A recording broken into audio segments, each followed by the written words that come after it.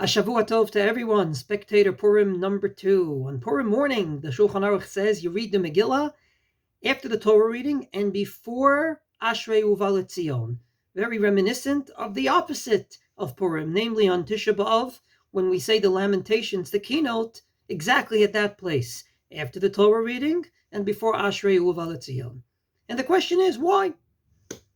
I believe this is to bring out a general idea about Letzion that has two properties to it.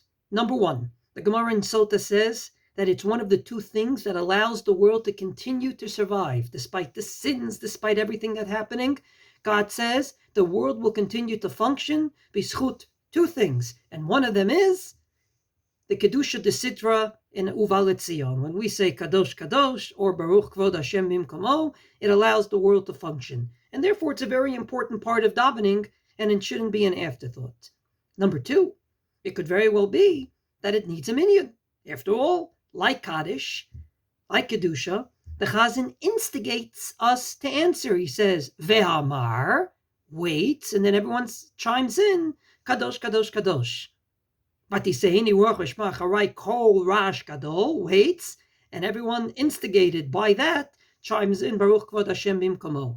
And thus, the Shulchan Aruch brings 2 points of view, both regarding the Kadosh Kadosh and Baruch Kvod Hashem Bimkomo we say in the blessings before Kriyat Shema, as well as in the Letzion, if it requires a minyan. He says to be Choshesh, the Rama says our minhag is to say it even b'yachid. However, the Shulchan Aruch therefore paskins that it is forbidden to leave shul before saying Letzion with the tzibur, which, according to the Mishnah Berurah, can be a function of one of these two things. Either because Letzion allows the world to function and therefore it should be said in a minyan, it should get that attention, or because it may require a minyan. Suffice it to say, you're not allowed to leave shul before Letzion.